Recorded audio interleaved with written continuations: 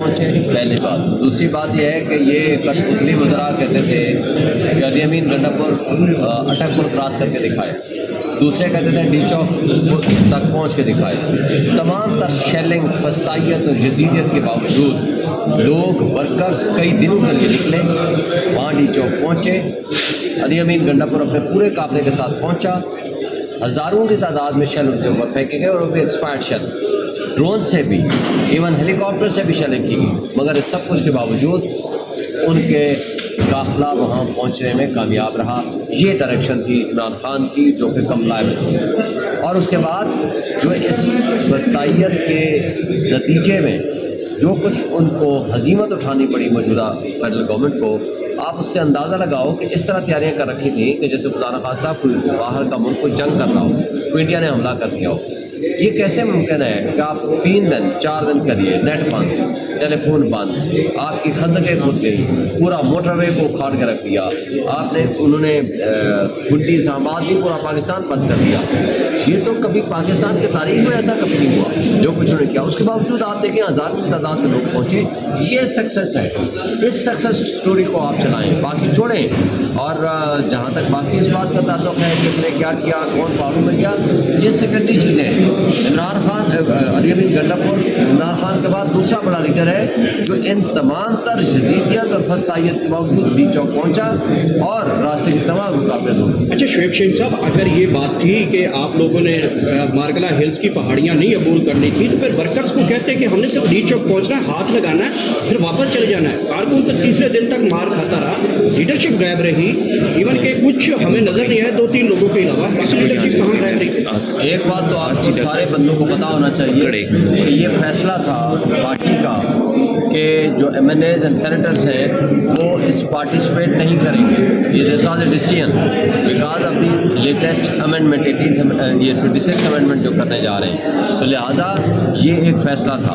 دوسرا, چونکہ آپ کو پتہ ہے کہ وہاں جانے کے بعد امیڈیٹلی جو اٹیک ہوا رینجرز کا اور اس کا آئی جی اسلام آباد کا, اس کے بعد کی سچویشن ایسی تھی کہ اس کو ظاہر کنٹینیو کرنا پڑا. اس کے بعد جو کچھ بھی ہوا ہے یہ ساری ان کے خلاف ایک چارج شیٹ ہے موجودہ حکومت کے خلاف جو جمہوریت کے دعوے دار ہیں. انہوں نے جمہوریت کو ایک تماشا بنا کے رکھ دیا ہے. چونکہ ہر پولیٹیکل پارٹی کا یہ ایک فنڈامنٹل رائٹ ہوتا ہے کہ وہ وہاں جائے اور جا کر کے اپنا پروٹیسٹ ریکارڈ کرائے. آپ کو پتہ ہے کہ اسلام آباد کا جلسہ سب سے پرامن جلسہ تھا. اسلام آباد ہائی کورٹ کے حکم نامے 6 تھے اور اس کے علاوہ ان کا این او سی بھی تھا. پھر بھی میرے سمیت ساری لیڈرشپ میں پرچے ہوئے, ہم جیلوں میں بھی رہ کر آئے.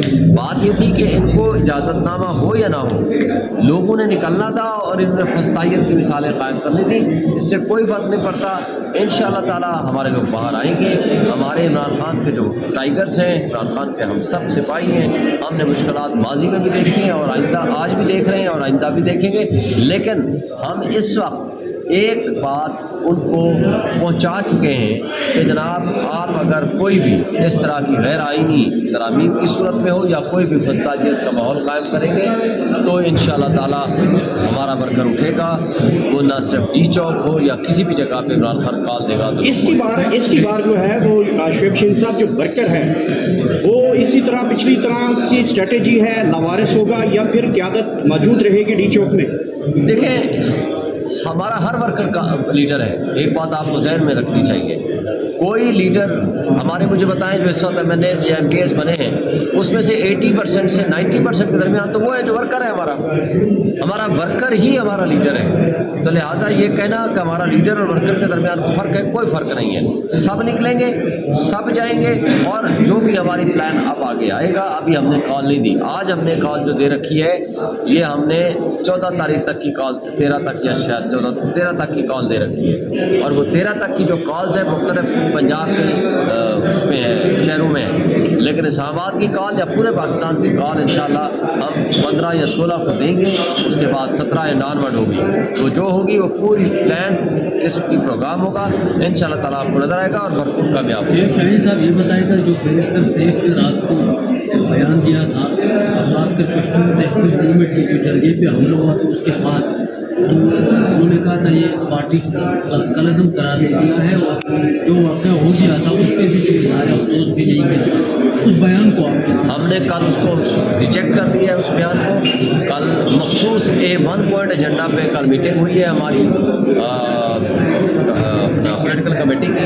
اس سے اعلامیہ جاری کر دیا ہے کہ ہم کسی کے بھی بنیادی انسانی حقوق کے اوپر حملہ اس کو پسند نہیں کرتے. جو کچھ انہوں نے فیڈرل گورنمنٹ کر رہی ہے, جو پابندی لگائی ہے, وہ بھی غلط ہے.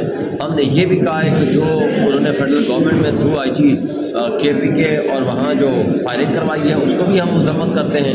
اس کے حوالے سے چیف منسٹر اپنا رول ادا کر رہا ہے, سب کو بلایا ہے کہ آئیں اپنا ریزالو کریں گے. ہم نے اس کو سارے ایکٹ سے ہم نے لا تعلقی کی ہے اور فیڈرل گورنمنٹ کی مذمت کی ہے کہ وہ غلط کر رہے ہیں, اور ہمارا بڑا ڈیٹیلڈ اعلامیہ جاری ہوا ہے, وہ آپ پڑھ لیں. آپ کا اپنا ہی ترجمہ ہے سر, غلط ہے, ہم اس کو نہیں مانتے. اس کی ذاتی رائے ہو سکتی ہے, ہم نے اس کو ریجیکٹ کر دیا ہے ہماری پولیٹیکل کمیٹی. ٹھیک ہے, بہت شکریہ مختار. اچھا پہلی بات. دوسری بات یہ ہے کہ یہ کل اتنی وزراء کہتے تھے کہ علی امین گنڈا پور اٹک پور کراس کر کے دکھائے, دوسرے کہتے تھے ڈی چوک تک پہنچ کے دکھائے. تمام تر شیلنگ, فسطائیت اور جزیریت کے باوجود لوگ ورکرز کئی دنوں کے لیے نکلے, وہاں ڈی چوک پہنچے. علی امین گنڈا پور اپنے پورے قافلے کے ساتھ پہنچا. ہزاروں کی تعداد میں شیل ان کے اوپر پھینکے گئے, اور وہ بھی ایکسپائرڈ شیل, ڈرون سے بھی, ایون ہیلی کاپٹر سے بھی شیلنگ کی گئی. مگر اس سب کچھ کے باوجود ان کے قافلہ وہاں پہنچنے میں کامیاب رہا. یہ ڈائریکشن تھی عمران خان کی, جو کہ کمپلائنٹ تھی. اور اس کے بعد جو اس وسطائیت کے نتیجے میں جو کچھ ان کو ہزیمت اٹھانی پڑی موجودہ فیڈرل گورنمنٹ کو, آپ اس سے اندازہ لگاؤ کہ اس طرح تیاریاں کر رکھی تھیں کہ جیسے خدا نخواستہ کوئی باہر کا ملک کو جنگ کر رہا ہو, کوئی انڈیا نے حملہ کر دیا ہو. یہ کیسے ممکن ہے کہ آپ 3 دن 4 دن کے لیے نیٹ بند, ٹیلی فون بند, آپ کی خندقیں کھود گئی, پورا موٹر وے کو اکھاڑ کے رکھ دیا آپ نے, انہوں نے گنڈی اسلام آباد بھی پورا پاکستان بند کر دیا. یہ تو کبھی پاکستان کی تاریخ میں ایسا کبھی نہیں ہوا جو کچھ انہوں نے کیا. اس کے باوجود آپ دیکھیں ہزاروں کی تعداد کے لوگ پہنچے. یہ سکسیس ہے. اس سکسیس سٹوری کو آپ چلائیں, باقی چھوڑیں. اور جہاں تک باقی اس بات کا تعلق ہے کس نے کیا کیا, کون پاور میں کیا, یہ سیکنڈری چیزیں ہیں. عمران خان, علی امین گنڈا پور عمران خان کے بعد دوسرا بڑا لیڈر ہے جو ان تمام تر جزیریت اور فسطائیت کے باوجود ڈی چوک پہنچا اور راستے کے تمام مقابلے دو. اچھا شعیب شیخ صاحب, اگر یہ بات تھی کہ آپ لوگوں نے مارگلا ہلز کی پہاڑیاں نہیں عبور کرنی تھی, تو پھر ورکرز کو کہتے ہیں کہ ہم نے صرف ڈی چوک پہنچنا ہے, ہاتھ لگانا ہے, پھر واپس چلے جانا ہے. کارکن تو تیسرے دن تک مار کھاتا رہا, لیڈرشپ غائب رہی. ایون کہ کچھ ہمیں نظر نہیں آیا 2-3 لوگوں کے علاوہ, باقی لیڈرشپ کہاں رہ رہی. ایک بات تو آپ سارے بندوں کو پتا ہونا چاہیے کہ یہ فیصلہ تھا پارٹی کا کہ جو MNAs اینڈ سینیٹرز ہیں وہ اس پارٹیسپیٹ نہیں کریں گے. یہ this was a decision because of the latest amendment 26 amendment جو کرنے جا رہے ہیں, تو لہٰذا یہ ایک فیصلہ تھا.